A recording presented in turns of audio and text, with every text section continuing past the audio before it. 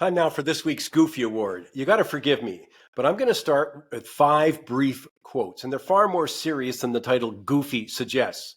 But they're critical context for Prime Minister Mark Carney's intent to recognize Palestine as an independent state that he says aligns with Canada's long-standing commitment to a two-state solution.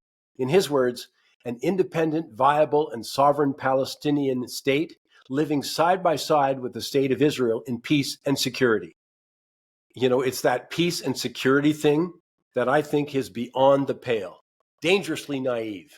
I mean, it may sound nice, I get that, and reflect wishful thinking that we can all live in peace and harmony, but there's no evidence whatsoever to suggest that it's based in reality. There's absolutely no indication that Hamas wants to live peacefully side by side with Israel and Jews. There's none. There's no Hamas leader who supports the two-state solution. I mean, they've rejected 4 ceasefire proposals so far. It's on the contrary, though. The goal of Hamas, as outlined in the Hamas 1988 Charter, Article 6, states, the Islamic resistance movement strives to raise the banner of Allah over every inch of Palestine, aiming to establish an Islamic state by liberating all of historic Palestine from Israel control through jihad. I mean, is that too difficult for Prime Minister Carney and the Liberal Party to understand? It looks like it. So how about these 5 quotes? They are literally taken from hundreds more by Hamas leaders, and they're all saying the same thing. Ahmad Bar, former Deputy Speaker of the Hamas Parliament, in quotes, kill them all without leaving a single one. He went on to state, "O Allah, destroy the Jews and their supporters. Count them one by one and kill them all without leaving a single one." How about this? From Yahya Sinwar, who was Hamas leader in Gaza, in quotes, "We'll take down the border with Israel and tear out their hearts from their bodies."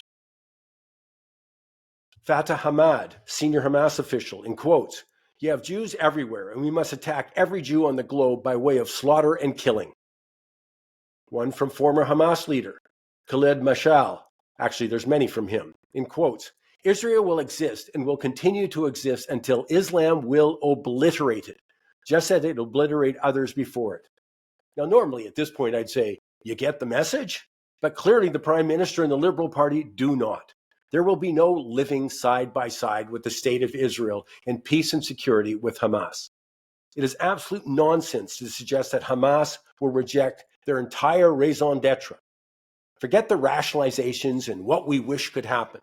We're talking about a group and their affiliates who have perpetrated hundreds of terror attacks on innocent people, including the rape, beheadings, murdering of old people and babies on October 7th.